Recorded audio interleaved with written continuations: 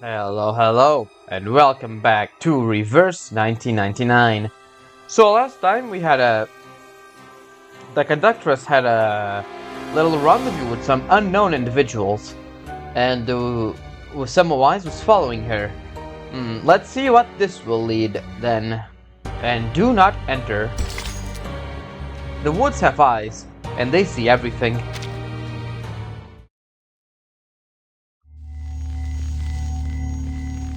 Do not enter.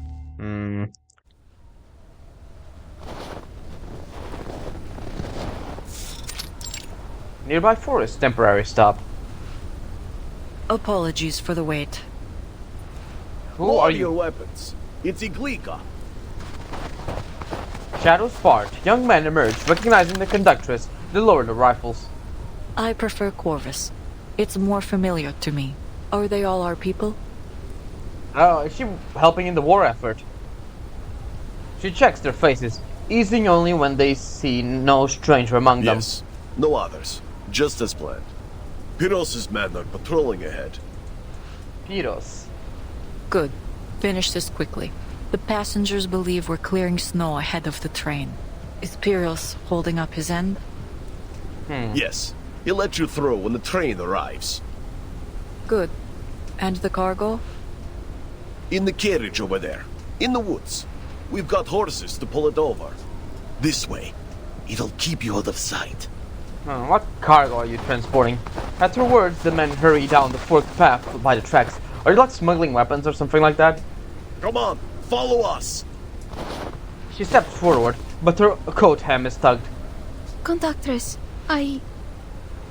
Got it. Don't worry. I'll be back. The conductress drapes a newly made scarf over the girl's shoulders until it has all but buried her face. so soft. Thank you, conductress. It does actually match well with her aesthetic. It's not bad, actually. I don't want you to catch a chill. Iglika! Patting her shoulder, she walks alone into the shadows.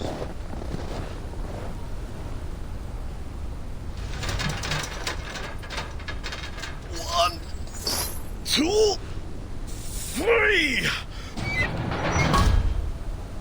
Whew. Done. That was a heavy one. All right. Time for an inventory check.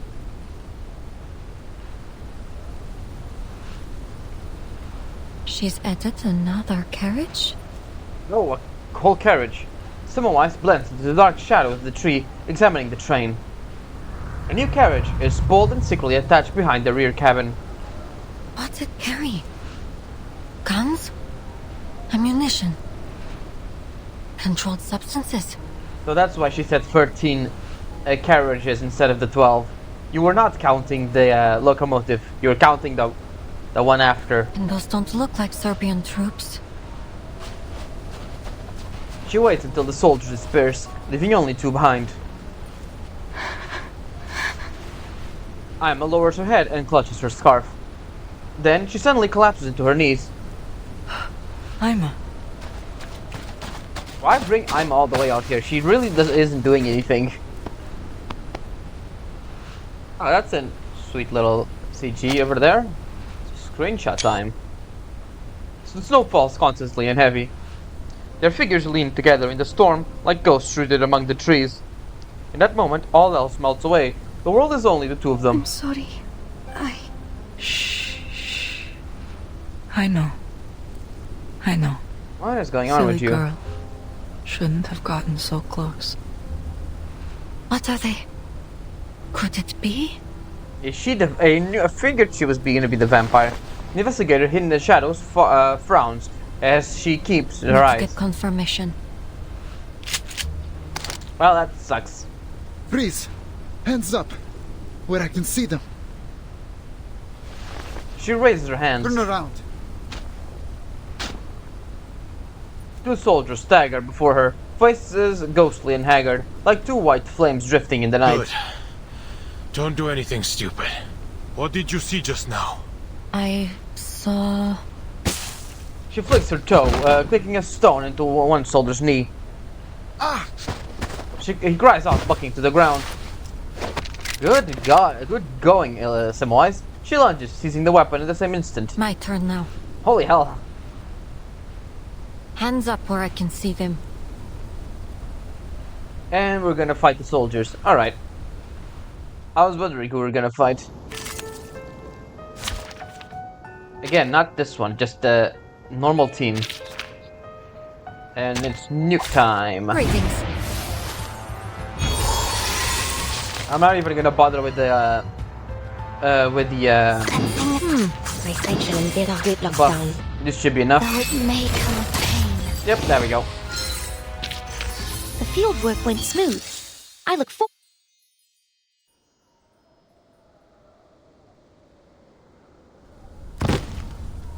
He's down.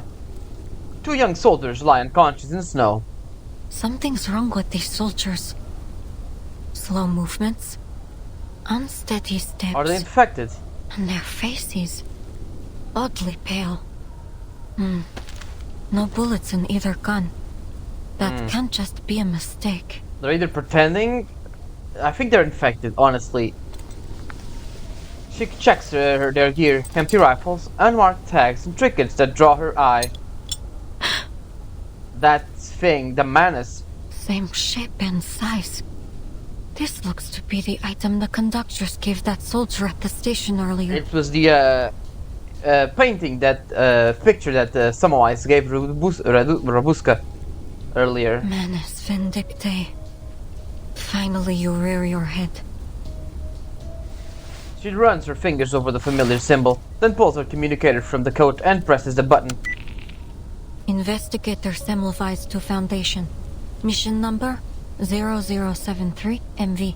Go ahead, investigator. Alright, at least we have some communication. Progress update. I found the Manus Vindictae insignia on a soldier at a station near Belgrade. Also, I took a look at the timeline, and this takes place before before the prologue. The fifth storm, which brought things to 1912, it's before the storm where we met Regulus in 66. The conductress of the Danube Don has undertaken suspicious dealings with these soldiers, stopping the train on the pretext of the railway being blocked by the snow, in order to secretly add an additional carriage. I now have reason to believe that the conductress is collaborating with Manus Vindictae. Whatever's in that carriage may be related to our blood-sucking target. One more thing. I've lost contact with all members of Squad 77. Mission 0073MV report received. We will continue our search for Squad 77. Please proceed with your mission, investigator. Well, damn. Report finished, she snaps the device shut. She looks up at the dark sky. The storm is easing. Been out here a while. Any longer, and I might start to raise suspicion. Time to head back. Surprising they didn't see you there.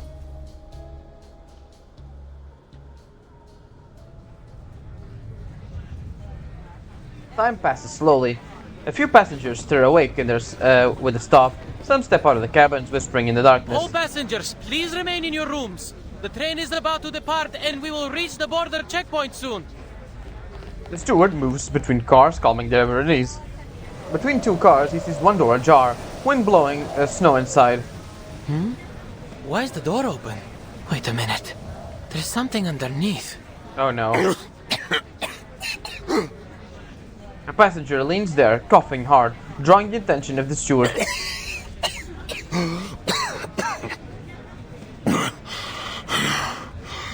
Excuse me.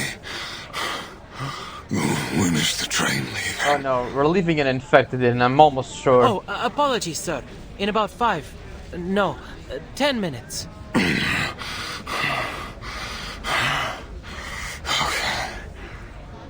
He lowers his head with dejection. When the steward leaves, his eyes roll, lips twitching like with a guttural rasp. Oh yeah, he's definitely gonna turn into a vampire, that guy. That's not good at all.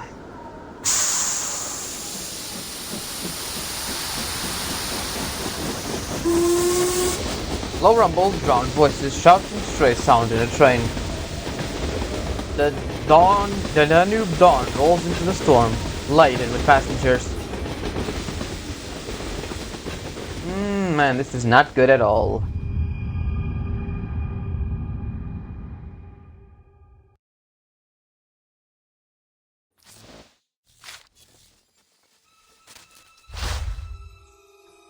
Chapter 10, Among the Dead.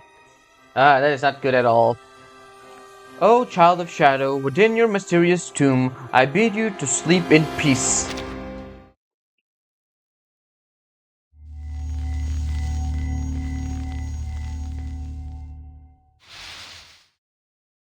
Oh, is this another story?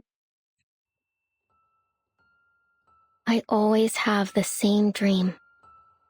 A dream where time stands still. People never grow old. And the sunshine never fades. Because there, I can hear Mama's voice again. Only that Mama has a capitalized M, but like small. My, look how long your hair has grown, Rubuska. Sit up for a moment so I can comb it for you. My hair was just like yours when I was a girl. I do worry when I comb Nicola's, though. His hair's like your father's, all curly at the root. Yeah, see? It's normal M's here. Come on, Mama. Please keep telling the story. In the light of the blood moon they rise. Oh yeah, Robuska. Pre-vampirism, it seems. She has normal eyes. In the light of the blood moon, they rise and stride under the veil of night. Freely, they live without fear of death. For through blood, they live forevermore. Through blood, they live. Amazing! What about me, Mama? What about me? You? Well, you are our dearest Robuska, one of the youngest vampires in the family. Seasons changed, years passed, and you've spent 214 years, 4 months, and 2 days in a deep, deep sleep. Now, is this an actual reason, or is this just the mom humoring the child? Now, the people suffering from the war cry out, Robuska, awaken! Open up your scarlet eyes and help us.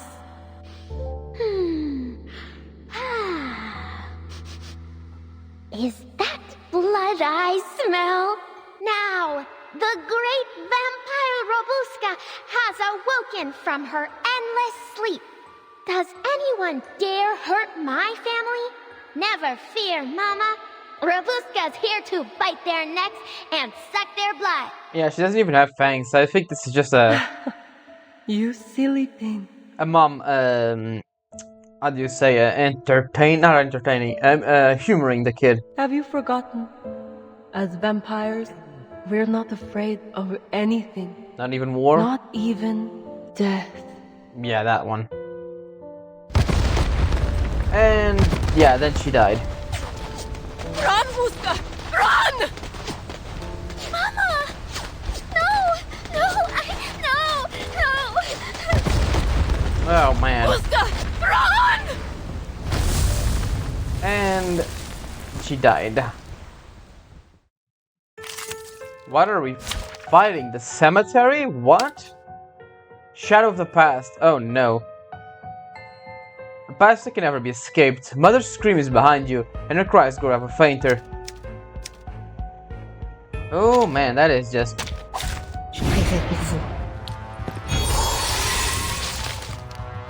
Let's carry on with the story, shall we? Arnold gave Gargana a ring, with a gem as red as blood. It's Mama. Wait, you're not Mama. She has... Oh boy. Sensing their... They say and build the hidden.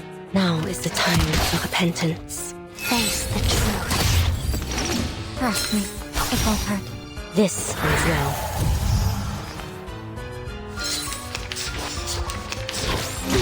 Oh, that's a cool attack animation. Round 2. But it died instantly. It's gone. Is this a dream? Was that meant to happen, or did my team just kill them before they even arrived? The field work went smooth. I look forward to our next. Yeah, sure, Ezra.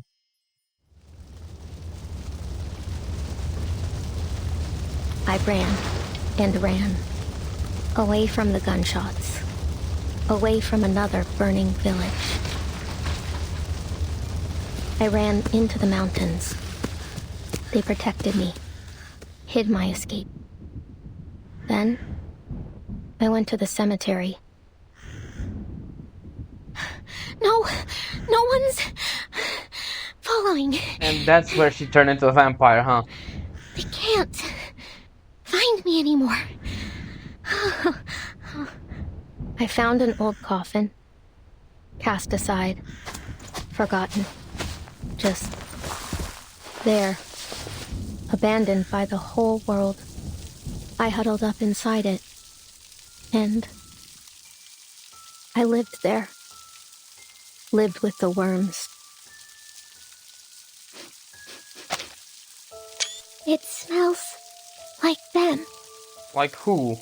Like my family. Oh. Mama once said that in this land, the dead never truly die. She said that our bodies merged with the earth, our blood seeping into the dirt and nourishing the tangled roots of the trees.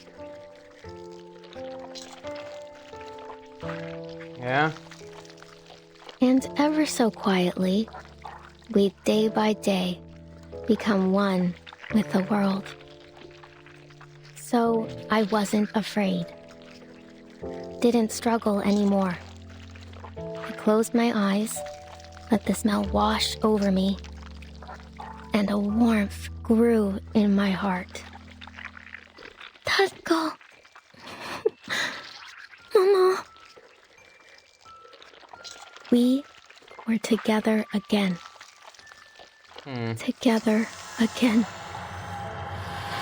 Together again. Oh god. Together again. That is creepy as hell. She awakens from a dream. Just a dream. Just a dream. Rabuska takes a deep breath, swallowing her tangled emotions. She looks around. The room is empty. Can't remember the last time I had a good night's sleep. I must have slept longer than I thought. Oh, but that means we'll be getting to the checkpoint soon.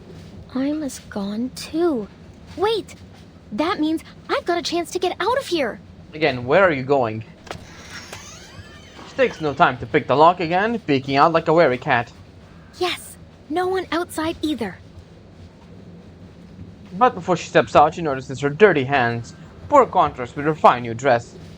Covered in dust from all the scrambling, she tries to put down her sleeves, then hesitates, afraid to stain the fine fabric. Oh, I'd better change. Just have to put this all back, and... Her new clothes are left folded in the sofa. After a pause, she sets her hat beside them. This is the most expensive thing I own. Take it as my gift. Bye-bye, princess. Again, Dervuska, where are you going?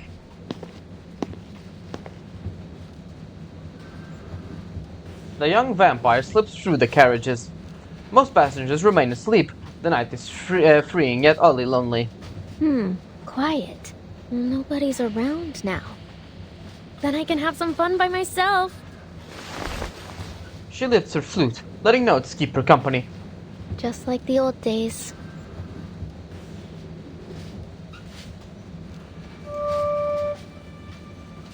A soft tone escapes low and sweet. Right. Here I am in Carriage 1. Carriage number 2. One note falls, another rises. She drifts slightly through the carriage like a passing breeze. Oh no, she's gonna reach the last one, which was add, and it's gonna be something horrible. 11. Huh? Shouldn't there be 12 carriages? 10 for passengers, plus the brake van and the staff compartment.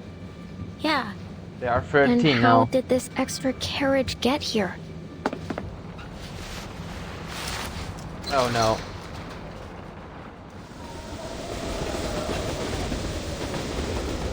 A new carriage, one she never seen before, rattled in the dark. But the train stretches long, and in night it almost feels endless. I'm really curious what the hell they have hidden there. What a pretty song. I could almost applaud. Verity, what are you doing here? A voice cuts Colin from the shadows. Oh, you're that lady from before.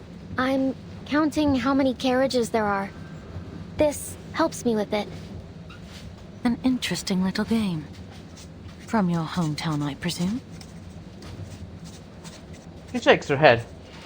No, I came up with it myself. My hometown's big, you see. So big you couldn't even imagine it. Climb one mountain and another rises, cross one river and another follows. The sky stretches endless in a road without end. Lucky for me, my mother gave me this caval. So I used it to name every mountain and river by giving them each their own note. She grips her flute with pride. And now I never get lost. Are you certain? Oh no. The editor looks up from her scratchy notes, her eyes aligned with interest. Oh boy. I've heard the carriages on this train can multiply, even if you played the entirety of Bach's Mass in B minor. You'd never count them all. Lady, please step away from the child. Go ahead, if you don't believe me. You'll see soon enough. Verity offers a wishful smile. What? She looks down the corridor. The carriage sways lazily, as if beckoning her forward. Moonlight peeks through the clouds, pale and cold, shrouding the scene like a white burial sheet, hiding all secrets beneath it.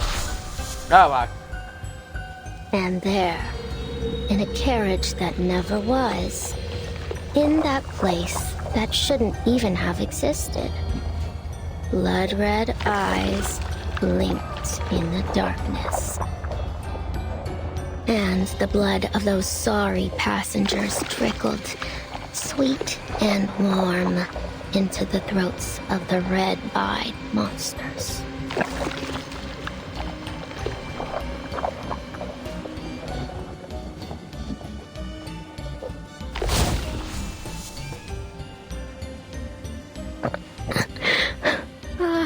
Ma'am, I think we'd better stick together. she's gone already, isn't she?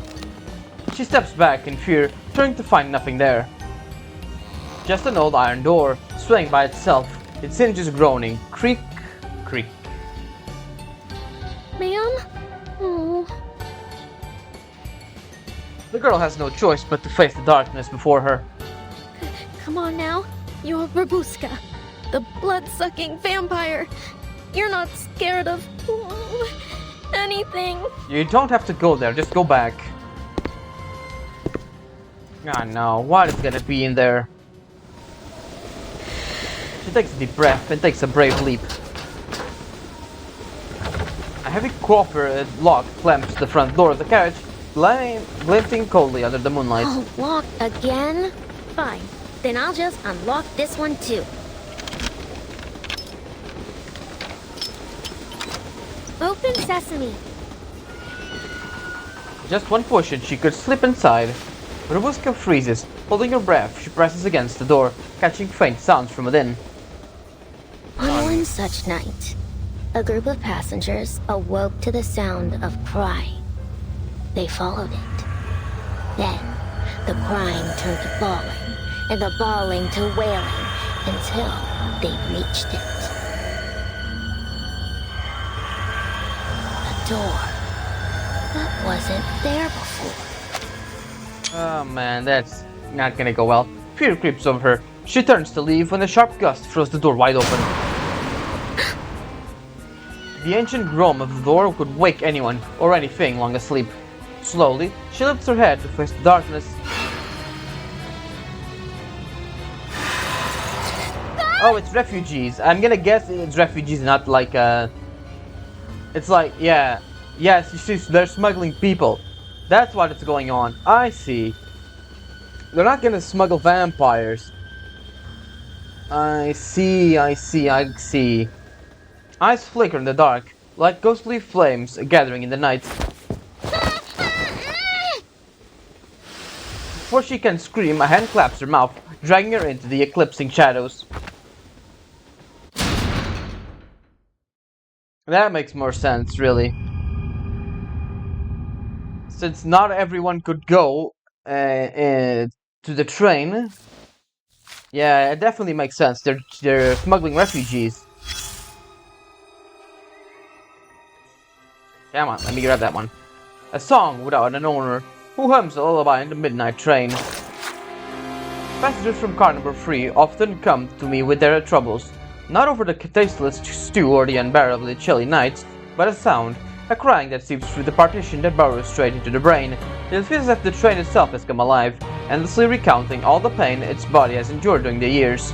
And so, tonight at 11:51 p.m., I went to car number 3, sat by the window and quietly waited for the cry to come. When the hour and minute hand aligned, I heard it, that delicate, indescribable rhythm. The tone rose and fell, turning it on itself, resonating at frequency barely perceptible. To me, it was more like a song, one that no throat could ever produce, something primal, pure, flowing unconsciously through the soul. Once the word song took shape in my mind, it stirred a memory.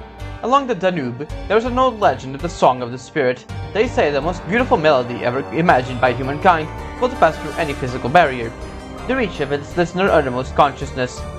Could what I've heard be that very song? Was that a faint cry for help from the frail former conductor, Herman?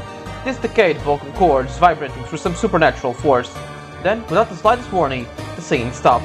The carriage sank into an absolute suffocating silence, as though the Danube dawn itself was along with the very living and dead thing within its belly was holding its breath, waiting for an unseen baton to fall again, or for whatever the song had briefly subdued to reawaken. To editor, Verity. Call of the Blue Moon. The true menace lies elsewhere. Listen to the wind that is wailing in the distance. Look at the crimson moon rising in the sky. Child, don't linger here. Don't touch the berries wet with dew, for that tempting red hue carries away the smell of rust. Listen, the wind weaves endlessly through the forest. Look, the bloodthirsty heralds wander there, their forms faint and shapeless. They have no heart, no shadow, no body, only blood, red lips, blood red eyes, and blood red fangs. They will use those fangs to suck out your little fingers as if they were the ripest berries. Alright. Carriage number 13. One carriage, two carriages. Don't look too closely at the 13th. It is gonna be refugees, right? It's not gonna be any vampires. I feel like the whole vampire thing is gonna be a bit of a red herring, too. Get off me! Alright, she's down. Bring the garlic steak and salt. Heavy hands cover her face. Coal, smoke, garlic, and earth choking her breath until she nearly faints. What are you... Careful, Yakov. Don't let her bite you. Finally, the grip loosens. She scrambles to her feet. There's refugees, alright. The exo carriage. Her eyes just in the dark. No vampires, no bats, no endless corridors, just an ordinary, if grim, old carriage. Dozens of filthy passengers crowd together, ragged and tense, clutching makeshift weapons, iron rod, pans, even garlic and salt. Wait, it's just a kid.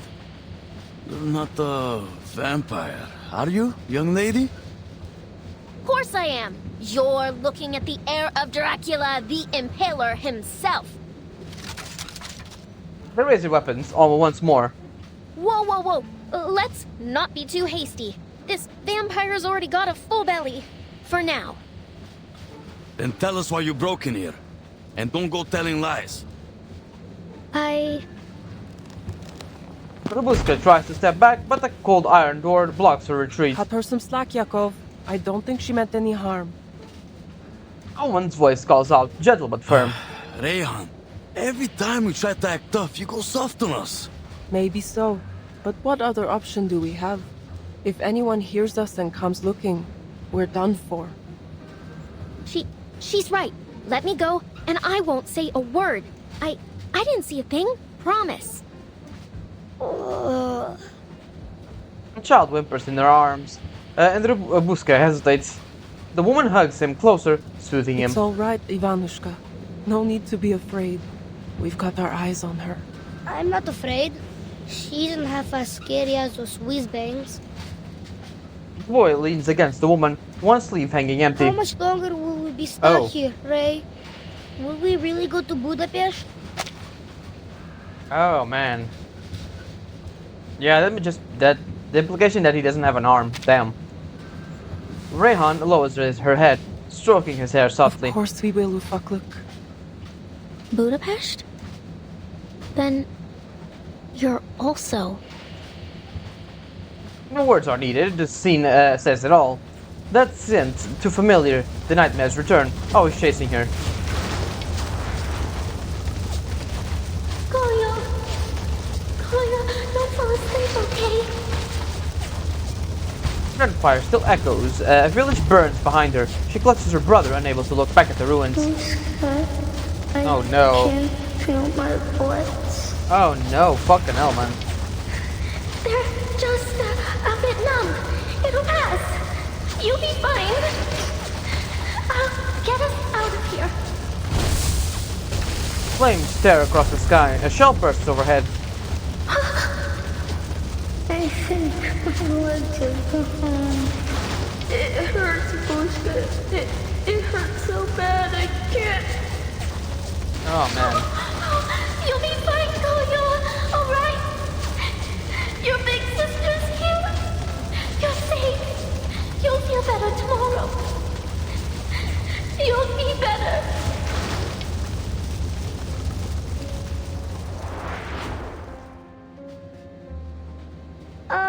Miss Vampire, what happened to your eyes? They've gone all red and watery, like white rabbits. Huh? Oh, it's nothing. Happens every time I think of a happy memory. Sweetie. It's a vampire thing. You don't really need to pretend right now. She hears a faint sound by the door. Step by step, quiet and patient. What is it? Shh! Someone's coming. Robuska signals the others to hush and presses her ear to the door. Strange. I don't hear anything now. Was it just my imagination? It's gonna be Corvus, right? She lowers her head and sees a dim yellow glow seeping through the crack. A shadow blocks the light, swaying with the train.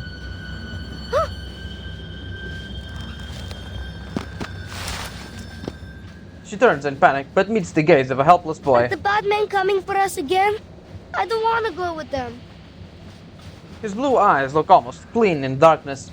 Once before, in the world of ash and gunfire, another boy had looked at her the same way. Koyo. She draws a deep breath, making a solemn vow. You're not going anywhere. I swear it on my honor as a vampire. Just leave it to me. I'll get you all to Budapest, safe and sound. Turning back, she faces the door. Oh, it's gonna be just Corvus or something like that. Quiet. They hold their breath. Dozens of eyes weave a net around her, holding her spine steady, sealing every path of retreat. Whoever you are. She spreads her arms, coats flaring wide, like a bat unfurling in swings of wind and night. Show yourself! But don't think I'll let you touch a hair on their heads! It's either gonna be Corvus or Semmelweis or something like that. Now let's see.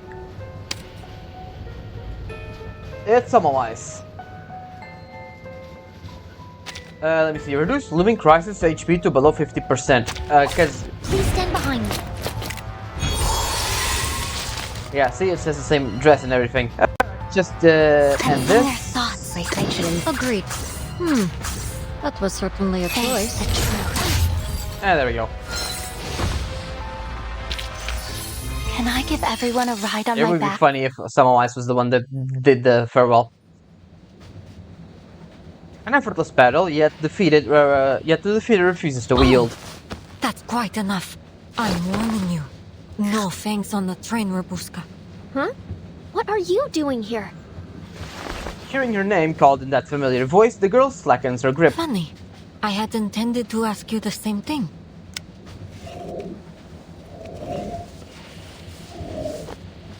A yellow beam falls across the weary, half-wild faces. No one speaks. Her speed and skills intimidating the onlookers. No sign of Squad 77. And these people don't look like menace either. Could they be the cargo she was talking about? Are they civilians? Yeah, they're refugees, probably. Nah, most likely. They pause for a moment. She pauses for a moment, then speaks again. Who brought you on board? The conductress? Think before you answer. I know more than you think. Why are you on this train? Silence, eyes filled with unease and suspicion fixed on her. She knows only sincerity will break through the wall between them. Just listen, please. I don't work for the Border Patrol, the Army, nor the railway. If it's war, famine, or death you're running from, well, who could blame you? In times like these, anyone would do the same. My business here is with a vampire. If you don't have anything to do with one, then your purpose here is of no concern to me. A vampire? All at once they turn to Robuska. Huh? Could she mean me? Did you come here looking for me? I can see what you're all thinking, but it's not her. I thought perhaps it could be hiding in this carriage, but it appears I was wrong. Oh. Yeah. She nods, unsure whether to relief or regret. So the stories are true. Good thing we came prepared.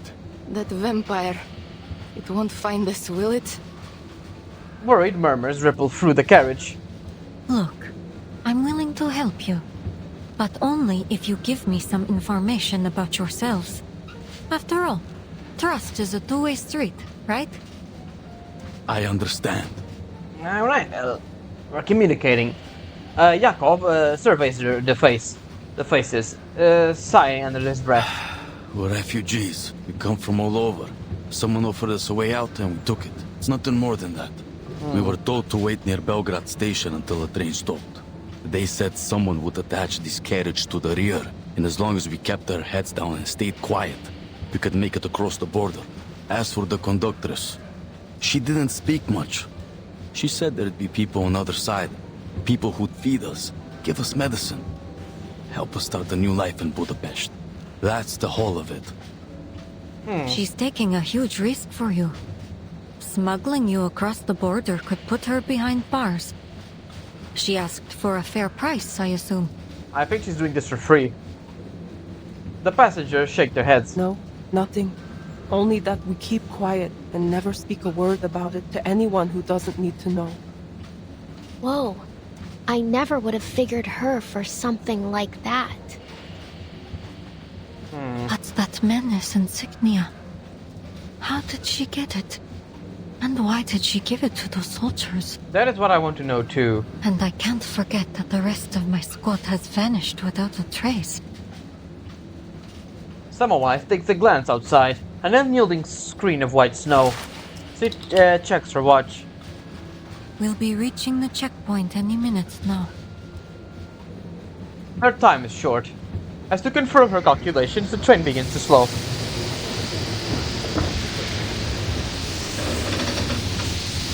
We're stopping again. What's going on?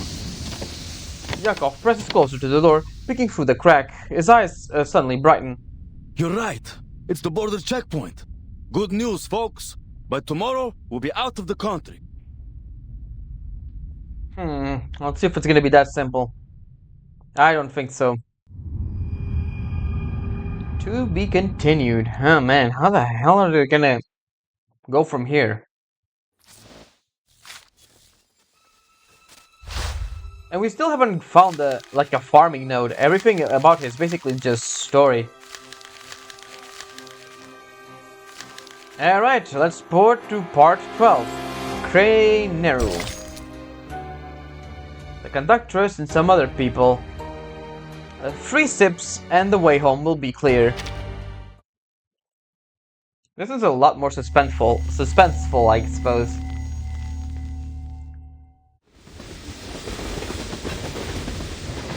The train glides to a soft break at the checkpoint.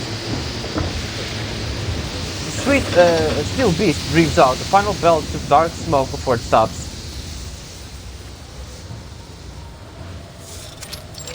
Border checkpoint.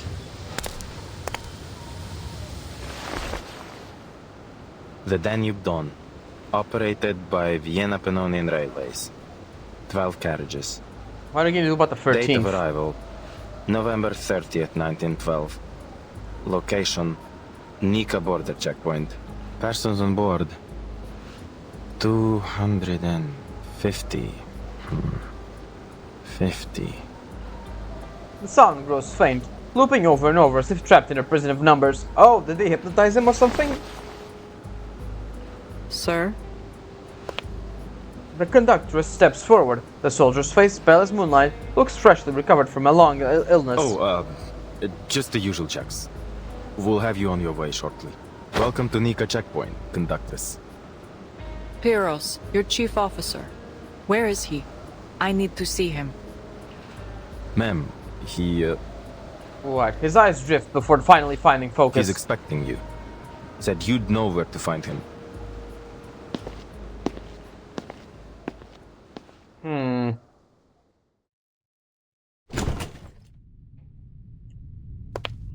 Iglika! Aima! What a joy to see you both again. He isn't opening his eye. This guy's a vampire. I don't know. This guy just screams vampire. I don't know. Look at it. Look at him. With a little scarf here. Come on, man. How's the trip treating you? All going well? And he isn't opening his eyes, so he's definitely a vampire. An officer strides in. Smile, warm and practiced. Just the usual. Ah, well, there's nothing wrong with that. Aima, come. Oh, a doll. Matryoshka. A refugee gave it to me. Oh, Uncle Pyros. Now I have all 5 of them. Thank you ever so much. That's quite all right, my dear. Now, you be a good girl for Auntie Glika, and maybe she'll sew your dress for it. Then you can line them all up, like one big family. Anna strokes the wooden doll gently. Pyros watches, his expression tired but kind. You look exhausted. Has there been trouble? Do I? Perhaps I am a little worse for wear. Dealing with border patrol is always a pain.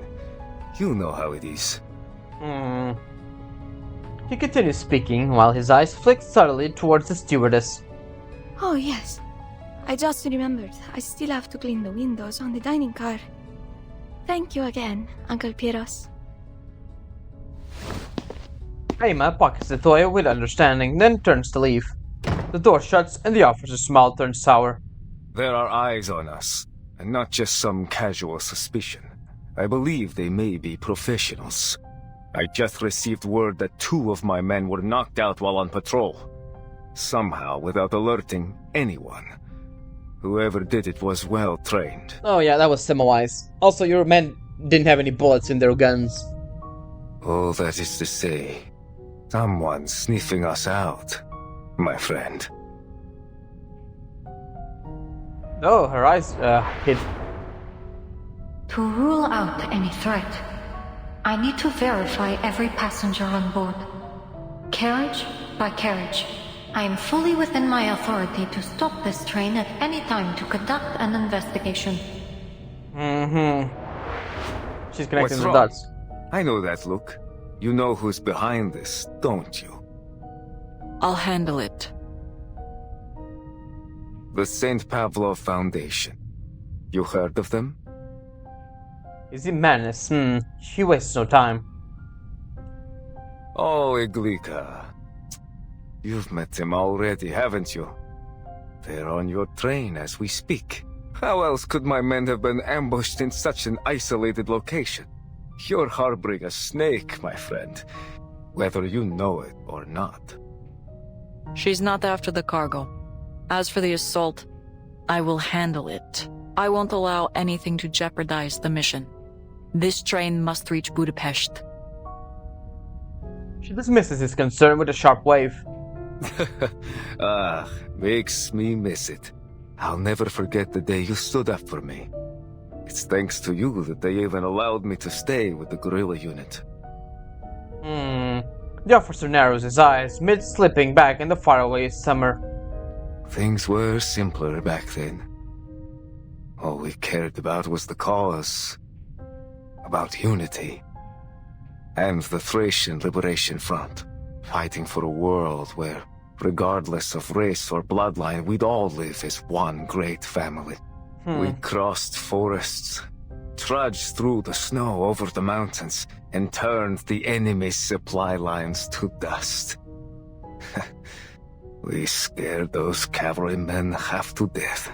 And when night fell, we'd gather around the fire, break bread, clean our sights, and sing those songs of war and liberation, like brothers and sisters. You remember, don't you, Iglika? It was a good life. What a shame that not everyone shared our vision. Betrayal, bloodshed, comrades parting ways. We went through all of it together. In the end, even we chose to walk away. And now, after all these years, I have a second chance to fight for what we believe in. Oh, man. The Danube Dawn. What does this have to do with the refugees, man? His voice softens and he leans against the window. Oh, I'm gonna guess Madness promised him the revolution or something like that. As it turns, the scar on his temple grows raw and red, then burns like burnt vines.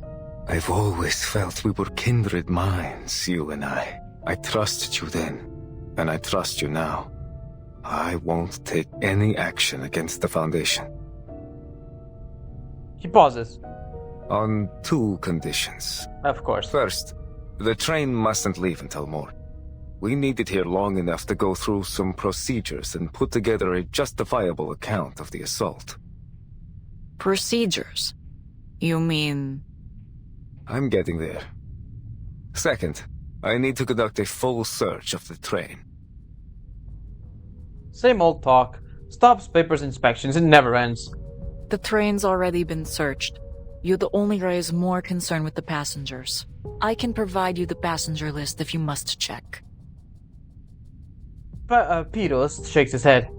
Believe me, my people don't enjoy this any more than yours do.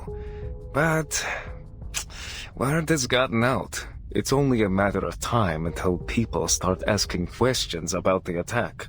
Besides, better that I do it, rather than getting the government or the company involved. We wouldn't want their prying eyes looking any closer now, would we? His point is made. The conductress carefully chooses her next words. One of my crew members will be with you at all times. And tell your men to stay clear of the cargo. As for the time we're losing, I need compensation. Food, medicine, and priority clearance when we reach Budapest. The paperwork there is cumbersome, and each minute the train is stopped risks our cargo being exposed. It's give and take. Do we have a deal? His expression blanks, even wields a faint resignation. Iglika. I knew you wouldn't make this easy. You never do. This is a fair negotiation, Piros. For both of us. We both have responsibilities to attend to, yes?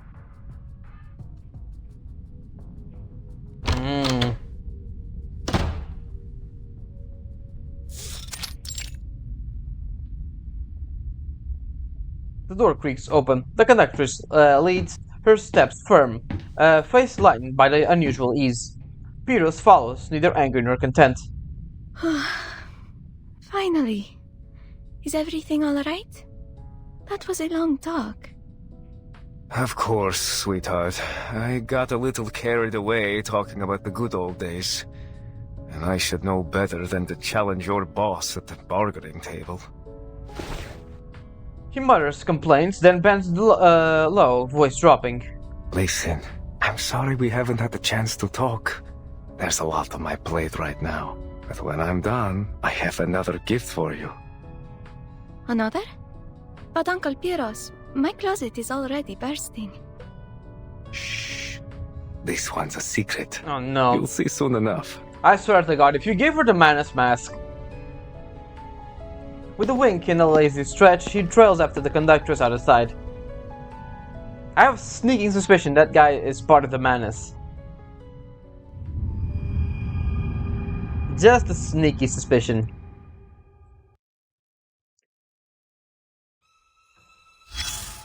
Ah, there we go. We have finally the farming node. Only 13 chapters in. Good God. Yeah, this one. Then we only have on this doing. Oh my God, Jesus, man.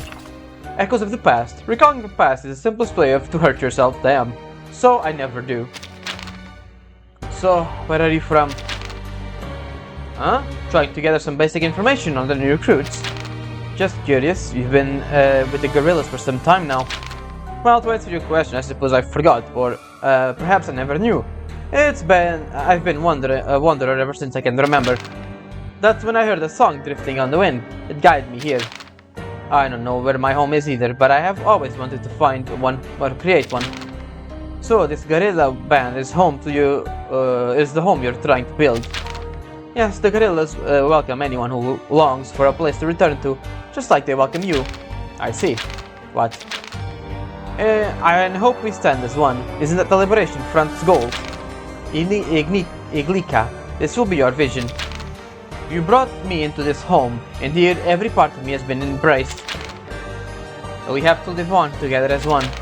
We have to keep fighting together as one. Okay.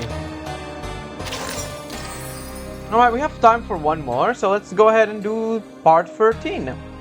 The non-returnees. The darkness cuts their shadows from their heels, and at that empty door, their families mourn the whole night long. Oh man, that is just a depressing description.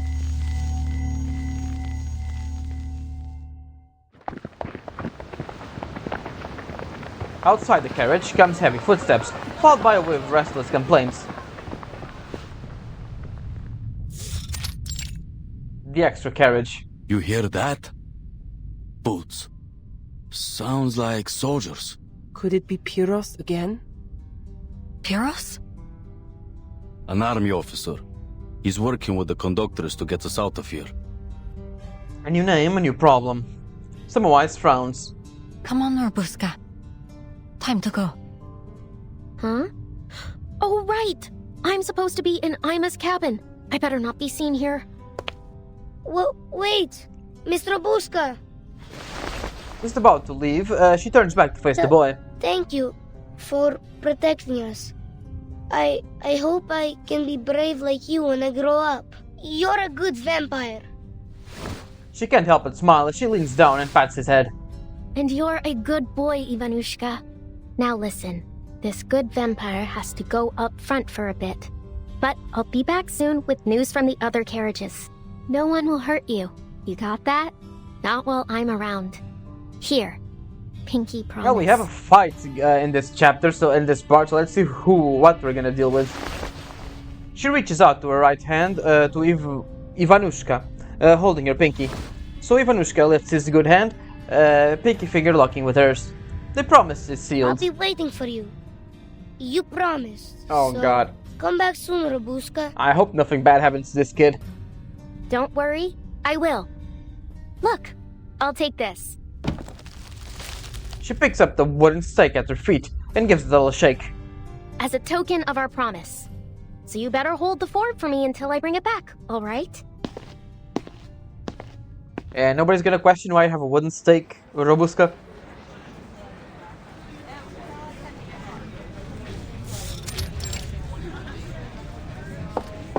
Ladies and gentlemen, please bear with us while we conduct a routine check. Are you going to take us too? Like you did with Robuska? You give her back right now, Earl! I'll lie down right here! I'll be an immovable object! Yeah, realistically, that's basically the only thing you can do, little William. The boy flings himself to the ground, clenching his pudging fists like a martyr ready to face his fate. It's his final card to play, a tactic that has worked on adults before, and one that he's counting on to work now. If you are set on being unmovable, I'd be happy to stitch you into the carpet. He swallows hard. I'm not moving. Not until Robuska's back. Another search. Again? I suppose you can never be too sure whether someone's transformed into a beast over lunchtime. We're ever so sorry for the inconvenience, but this is for your safety. We just have to check whether... Oh, I have something to check too, young lady. Namely, whether anyone on this crew actually has a brain knocking around in their heads. You say this is for our safety? But all you've done is stir up chaos. You ought to be ashamed. You know what? She actually has a point this time. The carriage is in chaos. People leave their seats, frowning and shouting. The tension seems about to erupt with fresh turmoil. Oh, that's a shot. Someone got shot. That's quite enough commotion, everyone. The officer slides his pistol back into his belt as if for nothing more than a pen, just a tool. The uneasy silence and the sound breaks through. Oh boy, that guy... I forgot about the guy they let in. A slow, irregular churning, like the rumbling stomach of a terrible creature. That's who we're fighting. Oh no! The noise dips, then rises into a cat-like whimper.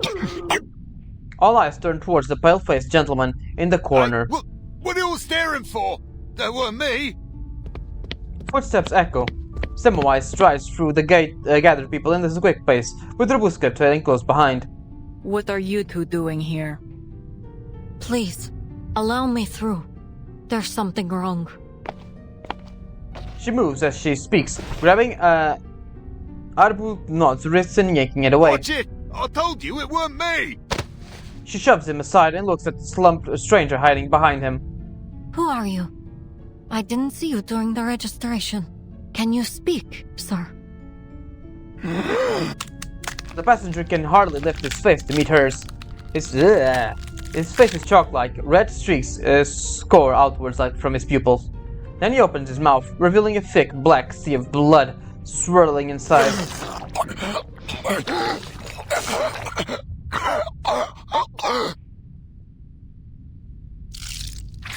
Vampire.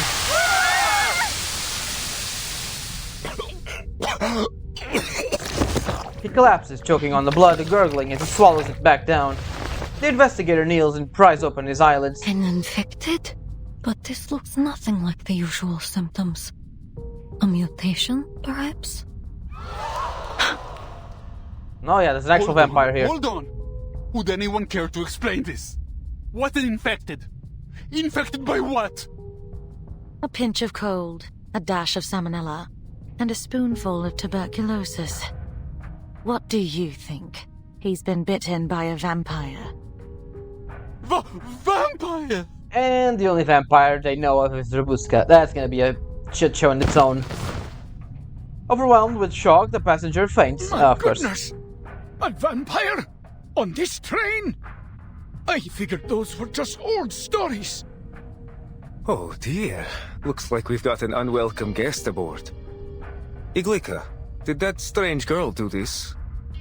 He looks towards the Robuska. I overheard the children talking about some shadowless vampire boss. Oh my! I thought it was just a silly game. Everyone turns to Robuska in the convicting silence. Without her hat, there's no hiding those ruby eyes. Their fears find the cause. I knew there was something wrong with her the moment she came on board. All that shouting and running about. Yep, and there goes the scapegoat. And look, she's awfully pale too. No, it wasn't me. This isn't a courtroom. There's no use pleading your case. You're going to have to leave the train. After all, we can't have a vampire wandering free on the train full of ordinary people now, can we? You'll have to find your next bite elsewhere, kid. Oh boy. Piro signals to his men. Take her away. Yes, sir. Heavy boots stomp closer as the two soldiers seize Robuscas by the arms. Don't touch me! Let me go! You've got it all wrong! She said don't touch her! In the next instant, several children rush from the crowd, tugging at the soldiers and shouting. Please, sir, please listen. Maybe it's a mistake. Hey, back off! Whose kids are these? They're interfering with the military operation. One soldier raises his rifle in irritation. That was me! For crying out loud, you two, come back here! Annabelle! This is grown-up stuff, okay? You've got to stay out of it. The children don't budge. Annabelle clutches the coat hem, looking down at Robusca in panic. Looking up, I mean. In all the chaos, hers is the only face, sharp and clear. Run, boss. Oh, what the fuck? Oh, she's having a flashback? Run, Busca. Run, boss, run, Busca. Oh, no.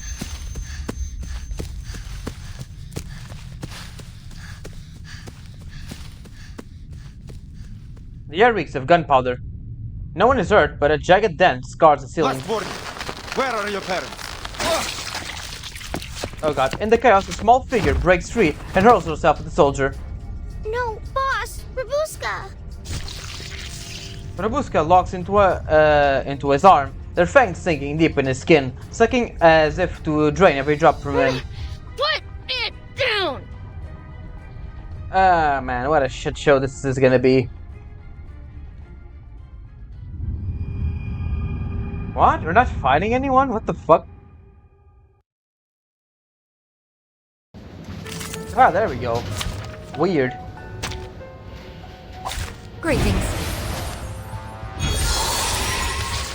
Oh, they have a... Gunsh! What? Ah, fuck. My ears! Right. Time to run. As far as my legs will carry me. Wait. No. I shouldn't. Yeah, because of the refugees, right? Sorry, Mama. But I'm not running again. Something's seriously wrong with her. Alright, let's see. What is this? Target log. When entering battle, enters the hidden camouflage. Dodges any non-ultimate dispels after being attacked. Okay, it's the usual stick. Anyways, attack. Agreed. The heat lockdown. Now is the time for repentance. Though it may come with pain. A little surprise. By God's grace. The enemies of peace shall be stamped out. There we go. Now is the time for repentance. And there we go. Taking a peek inside. Sensing their thoughts. Taking a peek That should be enough. inside. A short hit. Can I give everyone a ride on my back?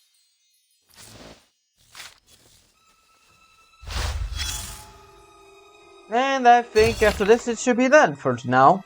Before the end, one destination, 10,000 paths. Where have you been lately? How have you been lately? Not good, not bad, just drifting. Since the Liberation Front's disbandment, I have had plenty of time to wander, but wandering is all I could do. You need to move, you're not the kind to rest, none of us are. Is that why you invited me to Istanbul? Not exactly. The refugees. That's right, they never miss a train, always here waiting, hoping to get on. The only way they can think is to crawl under the car and cling to beams like this. I met a boy once, the first who wasn't afraid of me. We talked at the station. He said the rich swine always find a seat. He asked why I didn't leave. He claimed he was no swine, slipped under a train and waved goodbye. Before he left, he said goodbye, Gorilla. You knew where you were from, but I had almost forgotten. I have an idea. What kind of idea? Oh, so it was Corvus's idea to do that, huh? Interesting.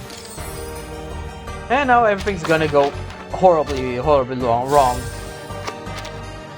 I don't wonder if there are any more vampires in all of this. Yep. Alright, that's gonna be enough for now. And next time we are gonna go ahead and do part 14 onwards. So yeah, that's gonna be it for me. I hope you enjoyed, and I will see you next time for more Reverse 1999. Ciao.